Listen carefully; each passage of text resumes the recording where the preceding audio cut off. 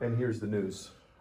Here is indeed the news. But first of all, welcome back to the second episode of Haydenfilms Minutes. I'm your host, Alec Barber. And before we get into the news, I must tell you, if you want to catch the first Haydenfilms Minutes or any Haydenfilms Verge episodes, be sure to click the link in the right-hand corner up here to catch that. Now, on to the news. According to TechCrunch.com, Google removes millions of negative TikTok reviews amid backlash in India. Now, the reasoning for this is because a lot of people in India have captured and unearthed numerous recent TikTok videos on Twitter that appear to promote cruelty, racism, child abuse, and objectification of women. So, in protest, over millions and millions of one-star reviews have hit TikTok, thus bringing it from its 4.5 rating on Google to 1.2 until Google, of course, intervened and banned a lot of those reviews in order to curb any spam or re-spamming of those bad reviews on the TikTok platform itself because of these videos that were unearthed on Twitter and as well as TikTok itself. So this brings up an interesting philosophical question of consumer versus private company, because as you may know, TikTok is actually an app that was exported outside of China and is used on an international level for content development as well as social media influence, which means there should be more freedom of expression in any video case. But where does that draw the fine line when it comes to cruelty and objectification of women? Well, a couple protesters in India, millions in fact, say that is where the line should be drawn.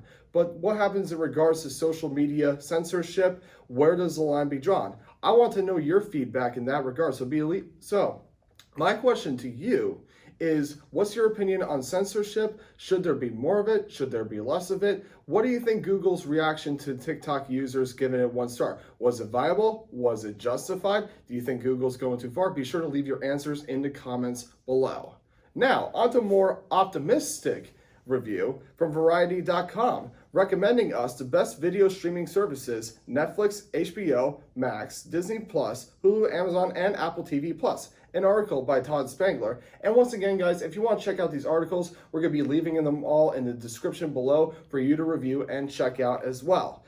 And so, what does Todd have to say in regards to the streaming services? He says the best overall streaming service is Netflix, with their Netflix originals and plus a boatload of content. It's obvious to see why. But the best service for families is, of course, the wholesome streaming network of Disney Plus, with a variety of different movies and different classics as well. Disney Plus is viable for all family friendliness. Now, the best service for movie fans is, of course, HBO Max, with all the old HBO specials that would come on. And plus, you have TV classics such as Boardwalk Empire and The Sopranos on HBO as well. So, you got a boatload of variety to go with there. And the best service for TV fans is Hulu, because Hulu has a collection of anything from The Simpsons, King of the Hill, even Friends. Hulu has it all if you just want to binge watch, grab some popcorn after a long day, and just want to stream. So thank you so much, Todd, for those amazing reviews.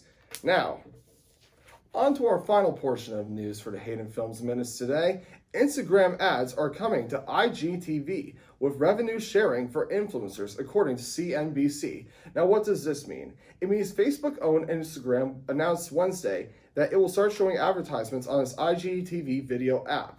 Instagram will split the revenue it earns from those ads with influencers who create content for that service. But it will also roll out virtual badges that users can purchase while watching influencers' live streams. So, it's in this reporter's opinion that in this market of COVID-19, it is actually a very, very smart move that IGTV is opening up for advertisements on the online space, because you see a steady decline in television advertisement due to the supply chains being cut off for essentially Coca-Cola, Pepsi products, and more. So there is a higher risk factor when advertising on television, whereas online, people have a higher reactive cause, and due to shipping and being essential now in the COVID-19 crisis, you can now get those products in line directly to you instead of having to wait at a grocery store. And with that co-promotion of IGTV influencers being paid for presenting this on them, it's also a good motivation for people like you and I, the cameraman behind us, to start posting more IGTV content in order to make a revenue profit for ourselves in the online surface. So, that is a really, really smart move. And I think that is exactly where new commercialism and new advertisement is going. But I want to know your feedback. Where do you think online commercialism is going? Do you think ads are going to increase more? Do you think they're going to stay the same? Or do you think after the COVID-19 crisis, it'll go back to where it was and TV will be the top dog once again? So, Hayden Films watchers, we want your feedback and we enjoy the fact that you get a kick out of our content, and we'd like to thank you once again for watching this second episode of Hayden Films Minutes. Once again, I am your host, Alec Barber, and we hope you enjoy the content and the news that we provide to you.